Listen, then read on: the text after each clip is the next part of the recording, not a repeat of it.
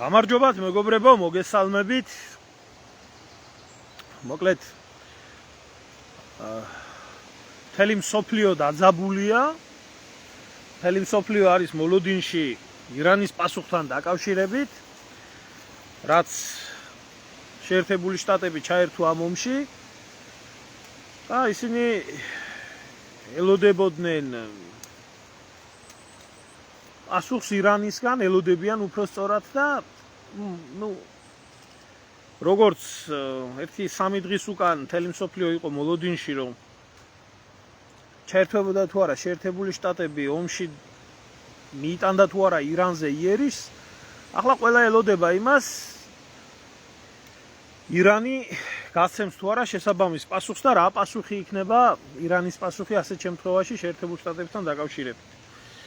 მოკლედ ვიდეო ლაივის დაწყების წინ მინდა გითხრათ, რომ ბევრი კითხვა იყო ტელეგრამის არხთან დაკავშირებით, რომ ვერ ახერხებდნენ მოძებნას, ამიტომ მივამაგრე მისამართი ჩემი ტელეგრამის არხის, ვისაც გნებავთ ტელეგრამის არხზე განსხვავებული ინფორმაციები ვრცელდება, რაც აქ ვერ იდება უბრალოდ და ვისაც გაინტერესებთ, შეგიძლიათ გამოიწეროთ ჩემი ტელეგრამის არხი, კომენტარებში შეგიძლიათ შემობრძანდეთ და იხილეთ. ახლა რა შეეხება იმ საკითხს თუ რა ანალიზები და რა დამოკიდებულება არის მსოფლიოში ამ მოვლენებთან დაკავშირებით, საქართველოში ძალიან ყრუთ მიმდინარეობს ეგ ყველაფერი, გადასული არის ჩვეულებრივ ნაცქოცურ რეჟიმზე არის გადასული, იმიტომ რომ არავის არ გაგიკვირდეთ ეს ყველაფერი, ტელევიზიები, საინფორმაციო საშუალებები, ეს ყველაფერი საერთაშორისო ებრაელობის კონტროლის ქვეშ არის, იგივე სოროსის ფონდის, იგივე მარშალ ფონდის, იგივე ევროპეინ დოუმენტ ფონდით, რაღაც ჯანდაბები და ოხრობები რაც არის, აბსოლუტურად ესენი ყველა ფინანსდება საერთაშორისო ებრაელობის მიერ, ამიტომ ინფორმაცია რაც საქართველოში შუქდება, ეს ინფორმაცია არის 100%-ით ზუსტად ის, რაც უნდა იქნას გაშუქებული მსოფლიოში, არც სხვა ქვეყნებში არაა რომ მიცოდეთ დიდი განსხვავება, იმიტომ რომ თავისუფალი პრესა და თავისუფალი სიტყვის თავისუფლება და მსგავსი რაღაცეები მთელ მსოფლიოში უკვე სასაცილოდ არის აგდებული, იმიტომ რომ არცად არ ხდება ეგ ყველაფერი, არც შეერთებულ შტატებში, არც ევროპაში არის რაღაც ავტორიტეტული გამომცემლობები, რომლებიც ნაწილობრივ ინარჩუნებენ ამ თავისუფალი აზრის გამოხატვის საშუალებას და ისიც ნაწილობრივ, ისიც ცენზურით, ისიც რა ვიცი, რუპორის ფუნქციას ასრულებენ, უფრო ანალიტიკოსების და უფრო ექსპერტების, ოღონდ ჯანსაღი ექსპერტების, ისეთი ექსპერტების კი არა, რომ საქართველოში რო არიან, რაც არ უნდა ახსენო, აბორტზე რო დაიწყო ლაპარაკი უკაცრავად და გინეკოლოგები და ეს ქირურგები რო გამოვლიან, სერიოზულ ექსპერტებზე, რომლებსაც გარდა იმისა, რომ სიტყვის თავისუფლების, ესე რომ ვთქვათ, საშუალება აქვთ, შესაბამისი გამოცდილებაც გააჩნიათ და აქედან გამომდინარე, ავტორიტეტული რეალური ექსპერტების ანალიტიკას თუ მოусმენთ. მოკლედ, გუშინ ძალიან საინტერესო ვერსიები იქნა გაჟღერებული, როგორც ერთი მხრიდან, მეორე მხრიდან და დღეს მინდა ამ საკითხთან დაკავშირებით გესაუბროთ. ყველასთვის, ჩვენთვის, პოსტსაბჭოთა სივრცის საზოგადოებისთვის, ყველასთვის კარგად ნაცნობი მაქსიმ შევჩენკოს ინტერვიუ იყო გუშინ ბაკუ ტივისთან და ეხებოდა აი ამ საკითხს, რომელმაც ძალიან საინტერესო მოსაზრება გააჟღერა, ასე რომ ვთქვათ. მან დაარქვა ირანის, ესე იგი ამერიკის შეერთებული შტატების იერიშს პაკაზუხა, უბრალოდ საჩვენებელი დარტყმა, იმიტომ რომ ტრამპი თვითონ როგორც ასეთი პრეზიდენტი თავისი პრეზიდენტობის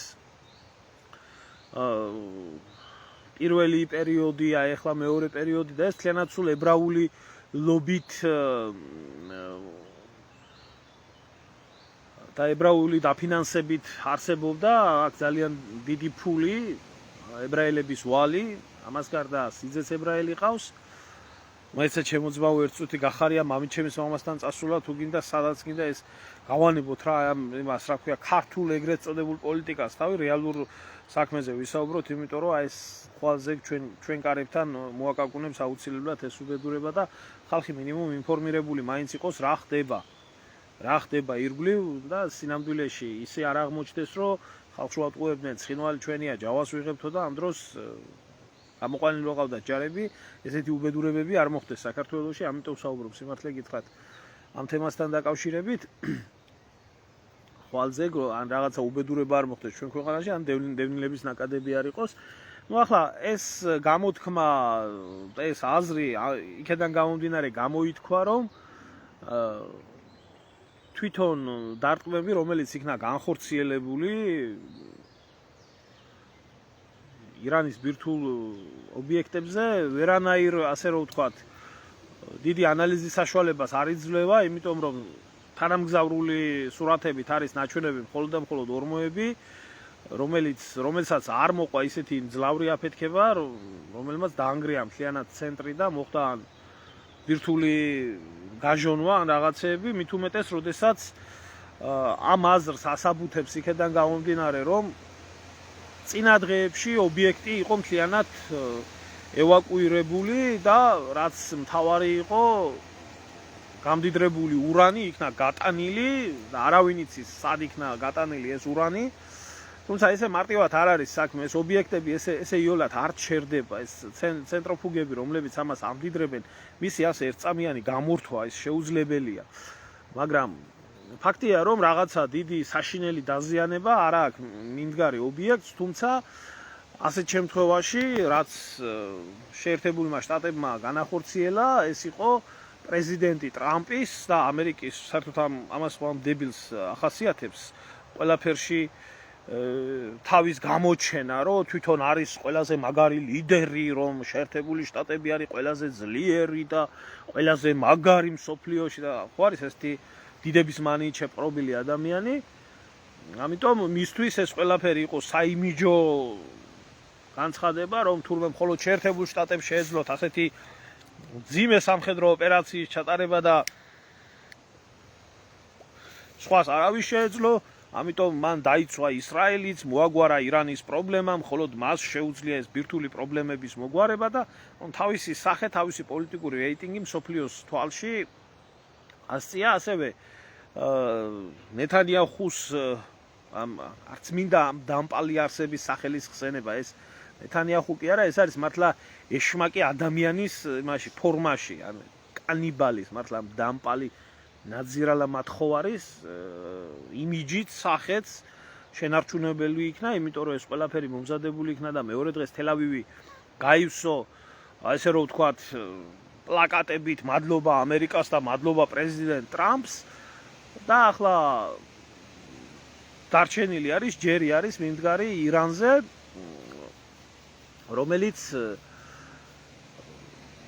რომელიც ასე რომ ვთქვათ, რას მოიმოქმედებს, იმიტომ რომ ამ შემთხვევაში თუ კი ირანი იქნება უმოქმედო, გამოდის რომ ირანი მსოფლიო საზოგადოების თვალში იქნება წარმოჩენილი როგორც დამცირებული, დამარცხებული ქვეყანა, რომელიც აიძულეს დასვეს მოლაპარაკებების სკამზე და მიაღებიეს ისეთი ხელშეკრულება, რაც თვითონ არ უნდოდა. აი ეს ჩემი აზრი არ არის, ეს შევჩენკოს აზრი არის, მისი თეორია არის და ასევე ამყარებდა ის ამ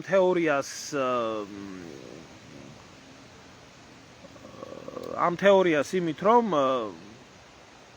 ლუკაშენკო, რომელიც ასევე დამოუკიდებელი პერსონა არის და ამერიკელებთან სიამტკბილობით არ გამოირჩევა, სამაგიეროდ გამოირჩევა რუსეთთან და ირანთან ახლო კავშირებით, შეხვდა ამერიკის წარმომადგენელს, აღარ მახსოვს ახლა გვარი რომელიც იყო, რომელიც არის აღმოსავლეთმცოდნე, აღმოსავლეთის საკითხების ექსპერტი და მოულოდნელად აი ამ ყველაფრის დასამალად ის რაც ინფორმაციები იქნა გაცვლილი ირანს და ესე რომ ვთქვათ, შეერთებულ შტატებს შორის ამ ყველაფრის ინფორმაციის დასამალად გამოუშვეს ბელორუსი ოპოზიციონერის ქმარი ვიღაცა ტიხანოვსკაიას ქმარი და ვითომ აი ამის გულისთვის ჩავიდა ესა რა ქვია არ მახსოვს ახლა ეს ამერიკელი დიპლომატი იქ შესახვედრად სინამდვილეში როგორც შევჩენკო ამტკიცებდა მან ჩაიტანა სერიოზული პირობები და შეთავაზებები ირანის შეერთებული შტატების მხრიდან რომ ისინი მეტად არ ჩაერევიან ამ კონფლიქტში და რაღაცნაირად დიდი ომის ესკალაციას აცდნენ. Ну, ასე რომ ვთქვათ, შეერთებულმა შტატებმა სახე შეინარჩუნა, ძლიერად გამოაჩინა თავი და ასე რომ ვთქვათ, ეხლა მზად არის რომ მეტნაირად არ მოხდეს კონფლიქტის ესკალაცია, ამ დონეზე იქნას შეჩერებული, მზად არის ახლა რომ რაღაცაზე მოილაპარაკონ მშვიდობაზე. საინტერესო არის ის ამბავი, რომ აი ახლა სანამ ჩავწერდი ამ ვიდეო ლაივს, გავრცელდა ინფორმაცია იმის შესახებ, რომ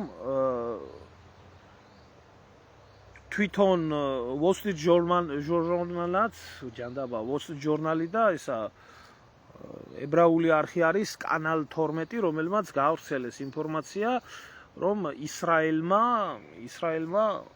შეუთვალა შეერთებას ირანს, რომ დამთავრდეს მტრობა და მშვიდობიანი მოლაპარაკებებისკენ იქნას გადადგმული ნაბიჯი.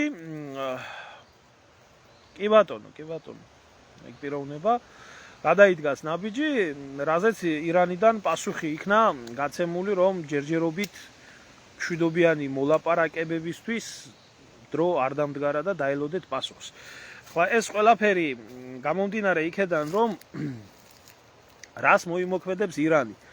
ირანს შეუძლია ძალიან დიდი არეულობის გამოწვევა, შეიძლება ეს ნეთანიაჰუს და ებრაელების ისრაელის ინტერესში არის ძალიან მაგრად, რომ ირანს უპრობლემოდ შეუძლია იერიში მიიტანოს არა მარტო იმ ობიექტებზე, იმ სამხედრო ბაზებზე, რომელიც სამხედრო ბაზებიც არის განთავსებული რეგიონში, როგორც თავისი ხელებით, ასევე პროქსი ძალების ხელებით და მინდა გითხრათ, რომ დღეს უკვე დაიბომბა ამერიკული სამხედრო ბაზა სირიაში უცნობი პირების მიერ, ჯერჯერობით არაა დამტკიცებული, ანუ ეს იგივე ირანული პროქსი ნავტორცნებით დაბომბეს. და შეუძლია ირანს როგორც თავისი ხელით გააკეთოს ეს ყველაფერი, გააკეთოს სხვისი ხელით. ანუ მისი პროქსი ძალების ხელით, ასევე გადაკეთოს ორმუზის სრუტე და კიდე სხვა ბევრი უბედურება, რაც მთელ მსოფლიოს არევს და დარევს, მაგრამ ეს ახლა რამდენად შედის ეს ყველაფერი შემდეგ თვითონ ირანის ინტერესებში, ეს ცალკე საკითხავი არის, იმიტომ რომ ამ შემთხვევაში უკვე ირანს მოუწევს ბრძოლა მთელი დასავლეთის კოალიციასთან და ისრაელთან და მიიღებს ომი მართლა მესამე მსოფლიო ომის ფორმას. და არის კი მესამე მსოფლიო ომისთვის ირანი მზად თავისი შესაძლებლობებით.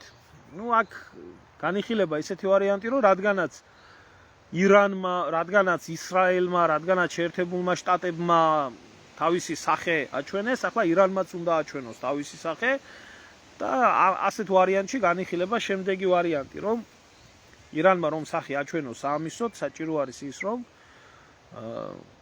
თვითონ პირადად თუ არ დაბომბავს შეერთებული შტატების ბაზებს, ყავს ირანს თავისი გავლენის ძალა, რომელზეც განაცხადეს ჰუსიტებმა, რომ მათ არანაირი თხოვნა არ ჭირდებათ ირანის მხრიდან, რომ ისინი ჩაერთონ ომში და ირანს არანაირი თხოვნით არ მიმართია, ეს ოფიციალური დონით. გააკეთოს ამერიკულ ბაზებზე, მოახდინოს სარაკეტო დარტყმები, დაბომბები, ასე შემდეგ და ასე შემდეგ. მისი პროქსი ძალების საშუალებით და თვითონ კონცენტრირდეს ისრაელზე. რომ ისრაელს მიაყენოს ძალიან მძიმე და მტკივნეული დაზიანებები სარაკეტო დაბომბებით და ამის შემდეგ დათანხმდეს პასუხს, როდესაც გაცემს ერთსაც და მეორესაც, ამის შემდეგ დათანხმდეს მოლაპარაკებების საკითხს. აი ეს თეორია განიხილება. თეორიულად ეს ყველაფერი შესაძლებელი არის, მაგრამ ინფორმაცია და სიტუაცია ყოველ დღე, ყოველ წამწუთს იცვლება და არავინ იცის რა იქნება, იმიტომ რომ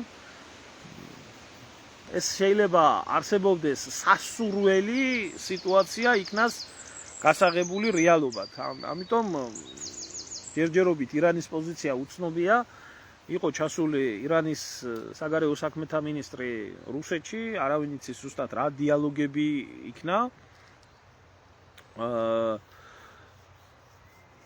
ორმუზის სრუტეზე არის საუბარი, არ ვიცი, ის მიღებული არის ორმუზის სრუტის ჩაკეტვის გადაწყვეტილება პარლამენტიდან, მაგრამ პარლამენტი არ წყვეტს მაგას, უსაფრთხოების საბჭო წყვეტს თავის სულიერ ლიდერთან ერთად. იყო ჩასული, ახლა იქ შედგებოდა სერიოზული საუბარი, რუსებმა დაგმეს ამერიკელების ქმედება საერთაშორისო ორგანიზაციებში, ყველა დიპლომატიურ ფრონტზე, ასე რომ ვთქვათ, და ასეც არის, იმიტომ თუ საერთაშორისო სამართალი არსებობს და თუნდაც ფორმალურად არსებობს, ირანი სამდიმართალი არის, მის ქვეყანას თავს დაესხნენ და მას აქვს აბსოლუტურად ლეგიტიმური უფლება პასუხი გასცეს აბსოლუტურად ყველა სამხედრო დანაყოფს, რომელიც მის სიახლოვეს არსებობს. კიდე გაძვირდება, თუ ეს ომი არ იქნა შეჩერებული, საწვავი შეიძლება 300%-ით გაძვირდეს.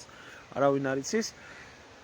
ასე რომ ყველაფერი არის დამოკიდებული ირანზე. ირანს აქვს სამი ვარიანტი, ერთი შეჩერდეს, თავი დახაროს და კი ბატონო დათანხმდეს, რაც კაპიტულაცია იქნება და ასეთ შემთხვევაში ირანში რა სიტუაციები წავა, კაცი შვილმა არ იცის.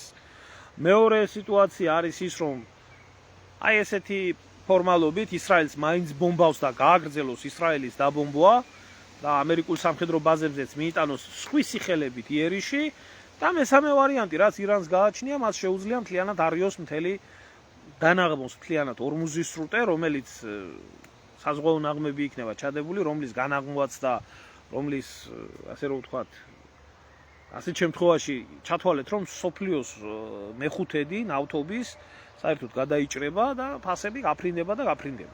ასევე თვითონ ირანი თუ დაზიანდება, ჩინეთის ეკონომიკის სასიცოცხლო არტერია ერთ მხრივ გადაიჭრება და თავისთავად ეს ეკონომიკურ რეცესიას გამოიწვევს და კრიზისს გამოიწვევს. შეუძლია ასევე დაბომბოს ის ხომალდები იქნება თუ წავიდეს ყველაზე აპოკალიფსურ სცენარზე. ის რომ ირანს ამის საშუალება გააჩნია, დებილი უნდა იყოს ადამიანი, ამას ვერ ხედავდეს და ამას ვერ ხვდებოდეს, იმიტომ რომ თუნდაც ამ დაქლიავებული და დაყრუებული პროპაგანდონები, რომლებიც ამისა რკინის გუმბათში ლოცულობდნენ, ხედავენ მისი თვალებით, რომ თუნდაც დღევანდელი იერიში, რომელიც იქნა მიტანილი, არ იქნა მარტო ხაიფაზე, არ იქნა მარტო თელ-ავივზე, იყო აშდოდზე, აშკელონზე მიტანილი იერიში და ირანი უპრობლემოდ ბომბავს ისრაელის ტერიტორიას.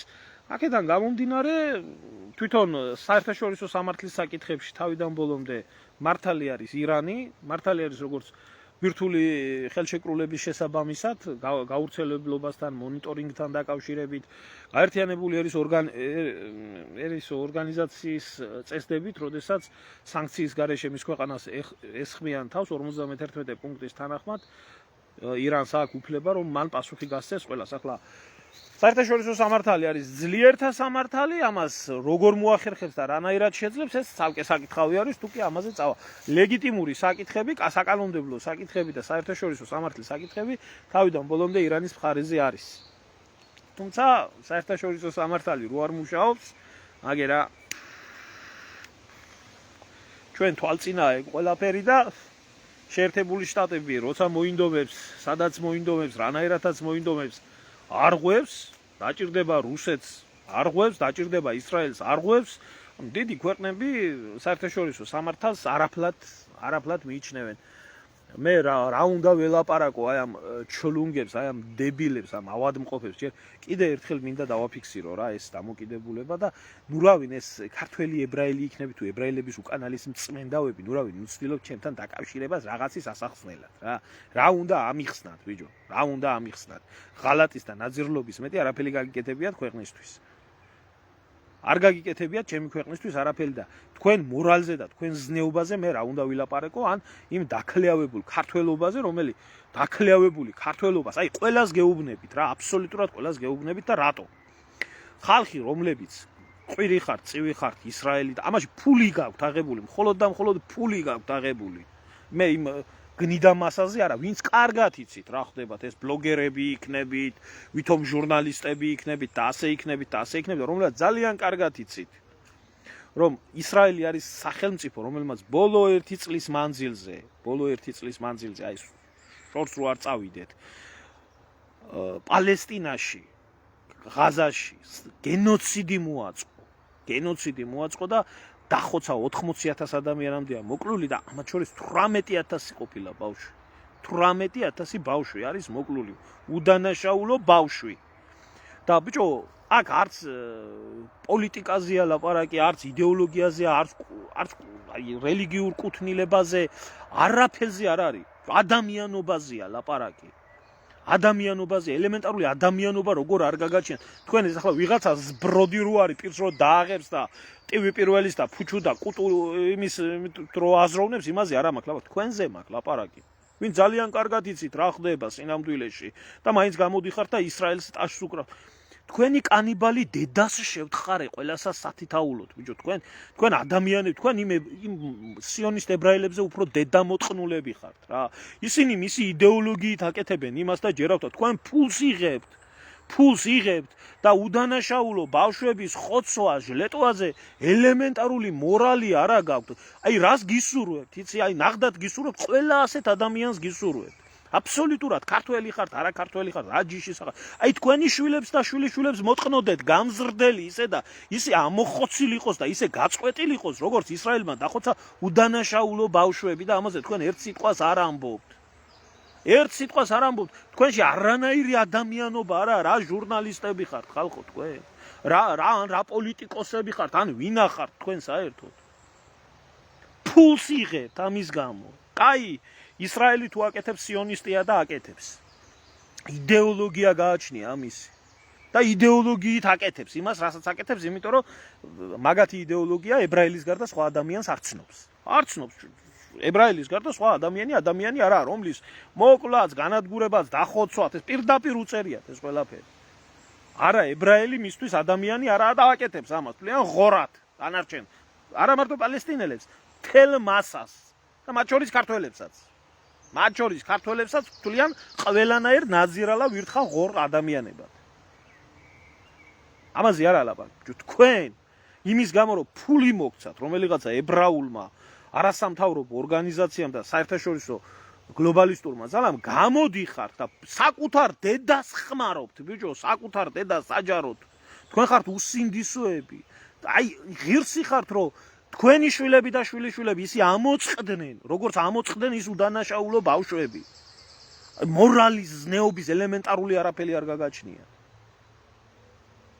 რა გიღირთ, ბიჭო, რა გიღირთ, ახლა დღეს ნახულობდი, ვკითხულობდი, შეგზარავს, ადამიანი ხარ, შედედამოწყნულო, თუ რა რჯულისა ხარ, მე რა ევროპაზე და რა ადამიანის უფლებებზე ლაპარაკობ, ჯერ ამათი უფლებები და ამათი ადამიანობის დედას შევეცი, სოფლიოში სახელმწიფო არ გამოჩნდა, რომ აღდგომოდა იმ ყველაფერს და ერთი სიტყვა ეთქვა ის, რაც მთელი ეს გინდა ევროკავშირი ყოფილიყო და გინდა ვერავინ ხმა ვერ ამოიღო მაგათი ჩმორობის გამო. ვერავინ რა, რომელი ადამიანის უფლებებზე ლაპარაკობს ვინმე დღისით, მზისით მიმიქარავს, ჰოლოკოსტი ისეთი უბედურება დაატრიალის ამათ. კაცი შვილი ვერ ბედავდა ხმის ამოღებას. ზოგიერთი ერთეული ადამიანები გინდა ევროპარლამენტში და გინდა იმაში შეერთებულ შტატებში ერთეულები ბედავდნენ ამ ყველაფრის თქმას, რომ ეს რა უბედურება ხდება და ჩვენ ვართ თანამონაწილე ამ ყველაფრის იმ უბედურებას, რასაც ატარებს ისრაელი ღაზაში და როგორც წყვიტავს უდანაშაულო ბავშვებს. რომელ უფლებებზე არის ლაპარაკი, ამის მერე ვიღაცა არჩევნებზე და დემოკრატიაზე დაგელაპარაკება, ამათი მკვდარ ცოცხალ შევეცი მე.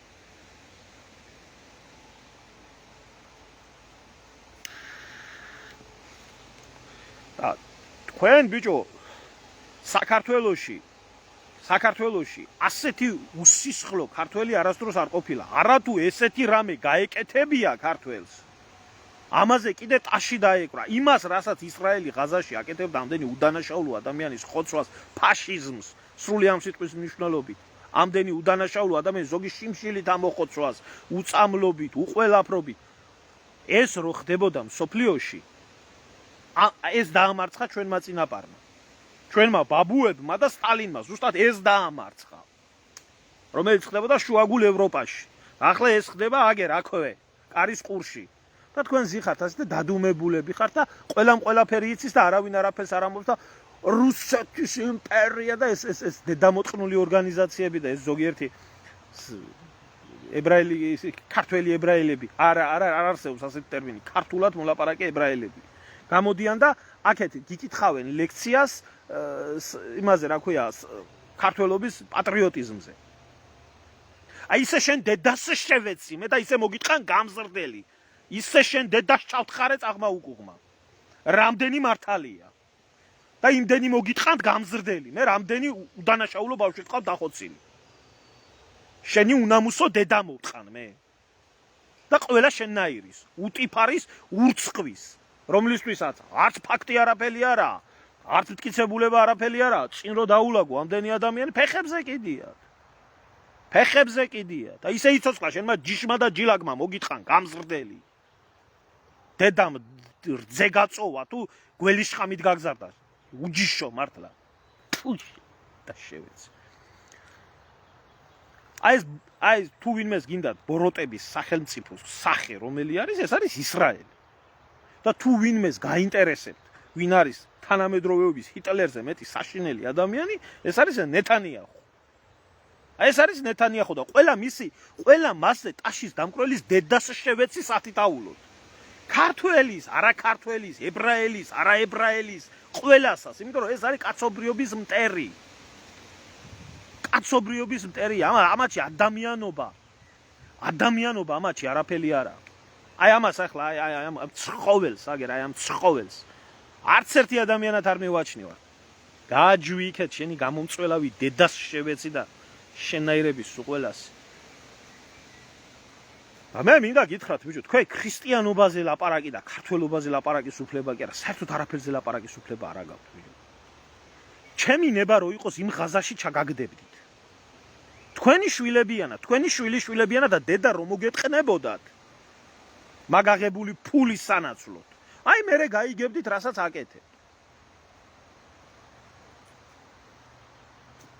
აი ეს რეალობა არის. მე ახლა ამ ყველაფერს არ ვეთანხმები, სიმართლე გითხრათ, ბოლომდე, რასაც მოსაზრება არის, რასაც შევჩენკო ამბობდა, იმიტომ რომ მე ძალიან კარგად ვიცი, აი ამათი სახე, აი ამ სოროსელების, აი ამ გლობალისტების, აი ამ ნეთანიაჰუს ესა რა ქვია, კოლექტიური სახე, რომლებიც დღეს შემოგთავაზებენ დაზავებას, იმიტომ რომ დედა ეტყნებათ, იმიტომ რომ თვითონ უჭირთ, ხვალ ისევ ეს გადააფურთხებენ ამ ყველაფერს და ისევ ეს იმას გააკეთებენ, რაც უნდათ. იმიტომ რომ ერთ მხრივ იძახიან, რომ მეტჯერ ამაში არ ჩავერევით, მით უმეტეს შეერთებული შტატები, რომელსაც არანაირი ის არა აქვს, რა ქვია, ესე რომ ვთქვათ, არანაირი მორალზე და ზნეობრივი პოლიტიკა არ გააჩნია. გააჩნია ინტერესების პოლიტიკა, დღესასია საჭირო, ხვალისია საჭირო. ერთ მხრივ ასე იძახის ტრამპი, მეორე მხრივ გამოხტა და ჩვენ რეჟიმთან არანაირი პრობლემა არ აგვაქვს, იძახო და ეგ და დივენსი და გამოვიდნენ და ახლა ამბობენ, რომ ისო რა ქვია, რატომ არ უნდა შევცვალოთო რეჟიმიო ირანშიო, თუკიო უკეთესი და უკეთესი გახდებაო, რა ქვია, ანუ ძლიერსო სხვა თუ რეჟიმი გახდისო. და უკვე ყავთ მონახული ის შაჰი ხო ყავთ ის შაჰის შვილიშვილი, რომელსაც მოსადის აგენტი ყავს ცოლად. რომელიც უნდა გახდეს ირანის შაჰი და ცოლი უნდა ყავდეს ებრაელი იმის. ის ხო ერთი ცალკე საკითხია, მაგრამ უკვე მონახეს ამათმა უკვე შექმნეს აი ეს არ ვიცი, აქ ირანული ორგანიზაცია ჩვენთან საქართველოში არსებული ბაია პატარაიას ფუჩუს ანალოგია. მონახეს უკვე ყავთ ეს ძალა შეკრებილი, რომელიც ძალაც აცხადებს, რომ თავისუფლება ირანს და აი ქალთა ორგანიზაციები და ჩვენ უნდა გავანთავისუფლოთ ირანი და ეს უნდა მოხდეს და აბა ქალებმა ტრაკტა მოხდილი კაბები რამენაირად უნდა ჩაიცვან და ჰიჯაბი უნდა მოიხსნან და ასე ხო არ ივრიან ქალები და ეს ქალი ყავთ წამოყენებული იმათ რა ქვია ორგანიზაციას წვირძი რომ ეს არის მომავალი ირანის დემოკრატიის და ყველაზე ალბათ ამას ნობელის პრემიას მიცემენ, ალბათ სოფლიოში ყველაზე ძლიერი ქალის წოდებას მიცემენ, ყველაზე ლამაზისას, ყველაზე გადასარევისას, რომ ირანი ააფეთქონ შიგნიდან და მონახონ იქ ფუჩუკუტუ ორგანიზაციები, იმდენი მოღალატეები, რომელ მოღალატეებსაც ახლა მე ვაგინებიდან ვლანძღავდი, აი ამ შიგუკნიდან განათლებული მედასავლეთეები და შიგუკნიდან განათლებული ესა ხუისტები, ეს ნეთანაია ხუისტები, ვინც არიან, ხო? აი ესეთები, ესეთი ნაგვები. უკვე ყავთ მოძებნილი, უკვე იქ ირანული ორგანიზაციის თავმჯდომარე ეს ბაია პატარაიას ფუჩუს ანალოგი და ეს ფუჩუები და ეს კუტუები მოახდენენ თურმე ირანში რევოლუციას და პირდებიან ირანს თავისუფლებას, რომ თეირანის ცენტრში ჩაატარებენ გეი პარადს და ივლიან მე ეს რა ქვია პატარაიასნაირი ქალები და იძახებენ ჩემი ფუჩუ, ჩემი არჩევანი, ჩემი ფუჩუ, ჩემი არჩევანი და გაანთავისუფლეს ირანი. ამიტომ ამას არავინ არ თოხლავს ჩემი აზრით, არანაირად ირანი ამ ყველაფერზე არ იქნება დათანხმებული, ამიტომ ჯერჯერობით მიმდინარეობს პროცესი იმისი რომ ირანი ახლა დამჩმორებელი რო ყოფილიყო ეს ომი საერთოდ არ მოხდებოდა. ეს არის სხვა ფსიქოლოგიით მოაზროვნე საზოგადოება, რომელმაც იცის რომ უნდა იბრძოლოს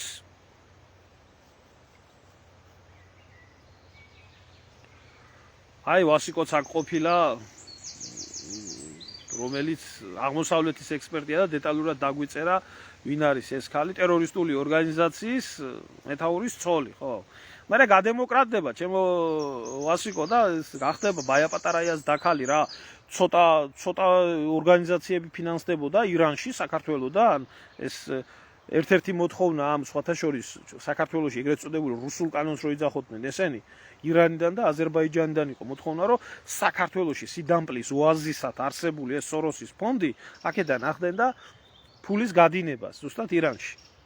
თუ რამე კითხვა გაგაჩნიათ, ვისარგებლოთ ამ სიკეთით და აღმოსავლეთ ცოდნე არის ვასიკო და დაუსვით კითხვა ყველაზე დეტალურად ეს გაგცემთ პასუხს, თანაც დამოუკიდებელი და თავისუფალი ექსპერტი არის ნამდვილად, რომელიც არც არავისგან ფინანსდება და განათლება და კომპეტენცია გააჩნია სამაგისო.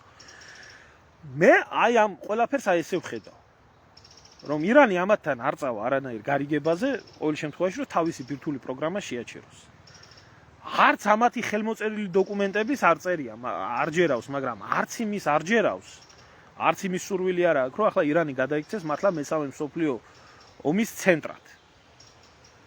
ამიტომ რთულად პროგნოზირებადი პერიოდი არის. რთულ სიტუაციაში არის შესული ქვეყანა და ნახოთ რა იქნება. ჩვენ რაც გველოდება, არაფერი სასიკეთოდ არ შეცვლილა. არაფერი სასიკეთოდ, ისევე დევნილთა ნაკადებს უნდა ველოდეთ, აგერ თეირანი ჯერ დაცლილი არის, მაგრამ თვითონ ირანში არის კაფანტული ეს ხალხი, თუ ეს მიიღებს მეტ და მეტ უბედურებას, აი აქ რო უხაროდათ, აი ასეთი ჩლუნგი, ასეთი ავადმყოფი, ასეთი დებილი, არა ამორალური რო ხარ, გასაგებია რომ ამორალურები ხართ თქვენი დედაშევეცი და ტაშს უკრავთ ამ ხუს მართლა ამ ყველაფერზე, მაგრამ ბიჭო იმის დებილი მაინც როგორ უნდა იყო, იმას ტაშს როგორ უნდა უკრავდე რომ ბირთვული რეაქტორები რომ დაიბომბა, რო აფეთქდება, შენ ქვეყანას დაფარავს რადიაცია. ამის ტვინი არა აქვს დედამოწყნოს. ისე უყვარს ფული აიღოს, უნდა ჩაიდოს ჯიბეში.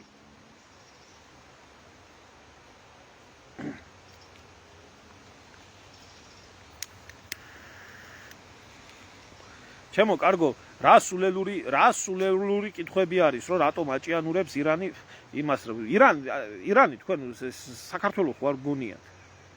ან ემოციებზე ღებულობდეს გადაწყვეტილებას, ან ვიღაცის დაკრულით ცხოვრობდეს, ან რაღაცა მით უმეტეს, როდესაც ესა რა ქვია, მესამე მსოფლიო ომის ზღვარზე არის მიმდგარი ყველაფერი საერთოდ ქვეყანა იარსებებს, აი ირანი კი არა, საერთოდ მსოფლიო იარსებებს თუ არ იარსებებს, კაციშვილმა არ იცის. როგორ შეიძლება ასე უცებ იქნას ყველაფერი გადადგმული? ერთი ხელის მოსმით ეს სააკაშვილს შეუძლია, ასე რომ დაიწყოს წაგებული ომი თავშივე და მერე გასტუკი ჭამოს. მაგას არ გააკეთებენ. თავიანთ სულიერი ლიდერის თამადობით არც ერთი ირანელი პოლიტიკოსი. იმიტომ რომ ისინი სხვა აღზრდის და სხვა ფენომენის ხალხი არიან.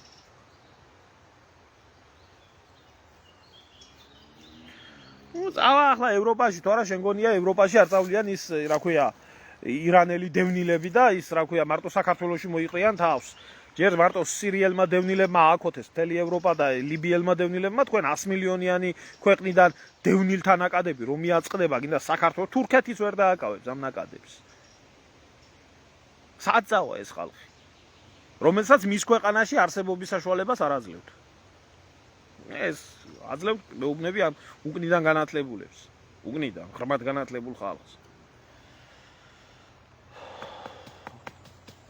მოკლედ აი ეს მდგომარეობა არის. დაბომბები მიმდინარეობს ერთი მხრიდან, მეორე მხრიდან.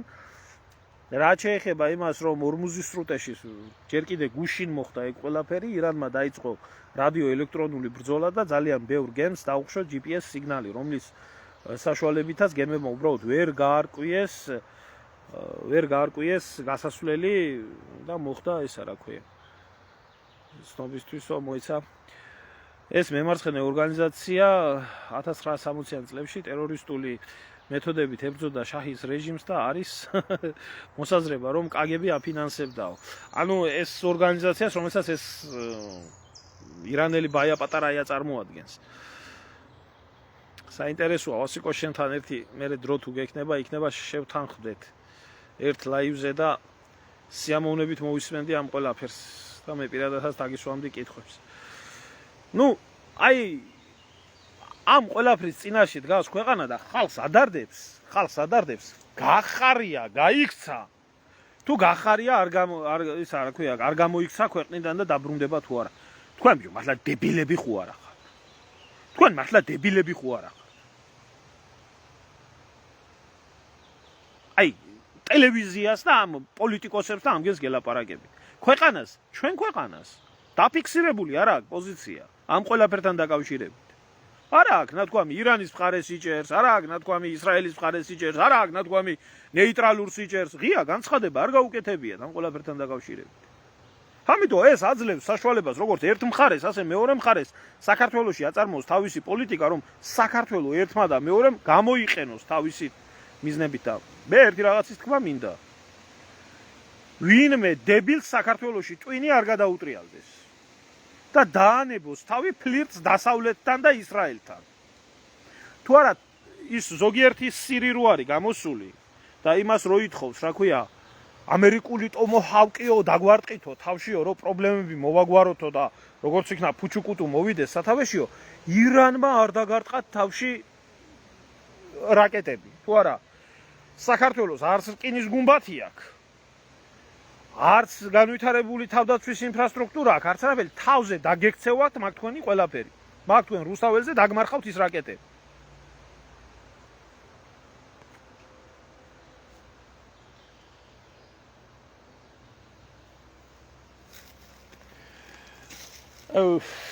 მომისმინეთ ჩემო ძმაო ერთ წუთი, ირანი კარგს არ მოიტანს, არ ჭერდება ბირთვული რაკეტები.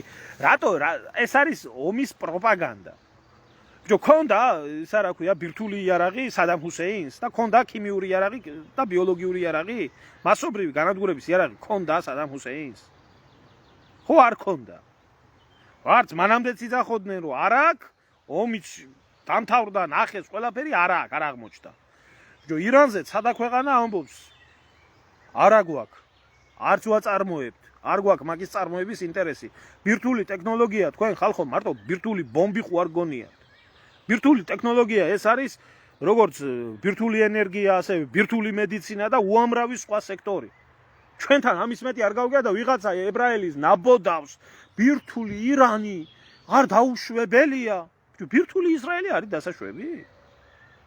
ბირთვული ისრაელი არის დასაშვები? ირანი 200 წელი არავის არ დასხმია თავს.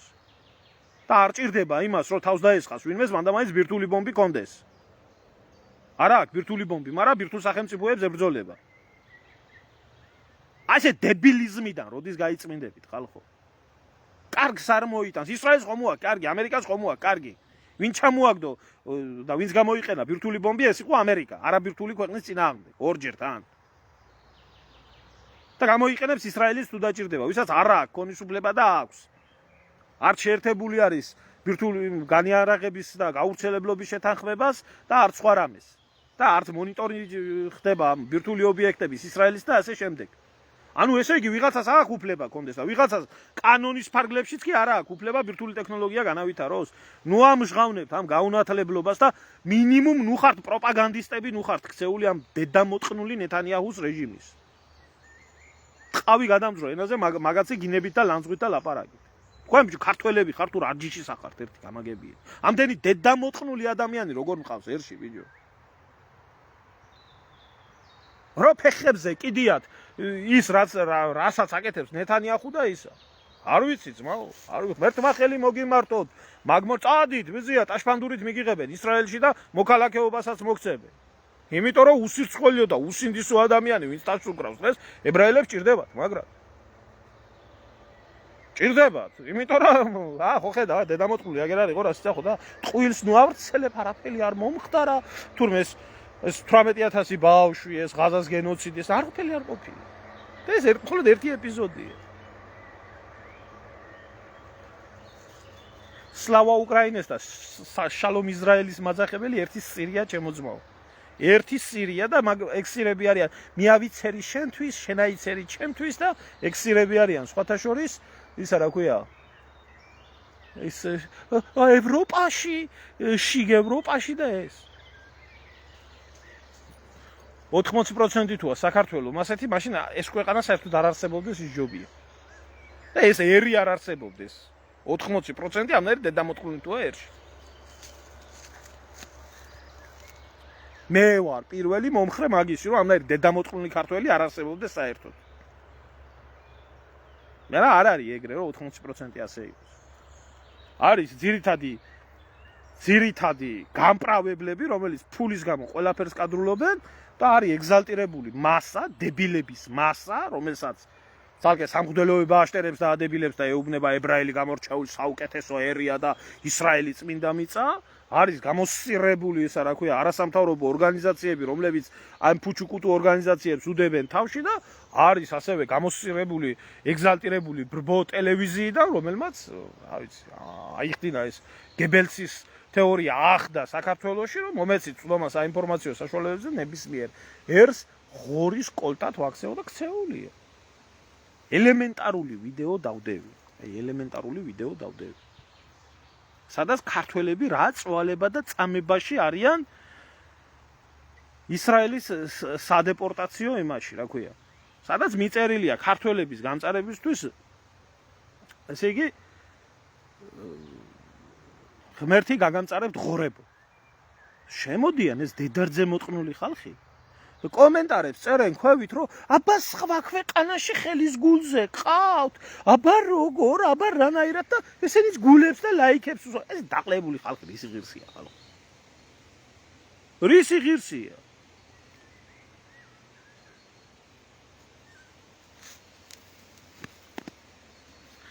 ხოდა ჩემოძმაო, მე არ ვიცი არ ჩამიტარებია გამოკითხვა, მაგრამ ღმერთმა უკნას, რომ 80% საქართველოში სიონისტზე მეტი სიონისტი იყოს. ფულის გამო თანაც. ისინი რწმენით მაინც არის. ფულის გამო. ხო. იმ გამოსწირებული ხალხის კიდე ცალკე საკითხია, სადაც გაძღენ რომ სამშობლო გონიათ, რომ იქ ეგრე ისრაელში ჩევიდნენ, ვინც ხა ებრაელს ტრაკი დაბანენ და 2 კაპიკი ფული შეიდნენ ჯიბეში და ვიღაცა გამოდეპორტებულები რო გამოუშვენ, იმაზე ტაში დაუკრეს, რომ ღმერთო დაალოცე ისრაელი, თურმე რა კარგი რამეს გვიგეთებს. კარგი ჩემოკარგებო, დაგემშვიდობებით ახლა და დავაკვირდეთ რაც იქნება. ვისაც გაინტერესებთ, გამოიწერეთ ჩემი ტელეგრამ არხი და შემოგბრძანდით და რაც აქ არ ვრცელდება და ვერ იდება ცენზურის გამო ინფორმაციები, შეგიძლიათ ნახოთ იქ.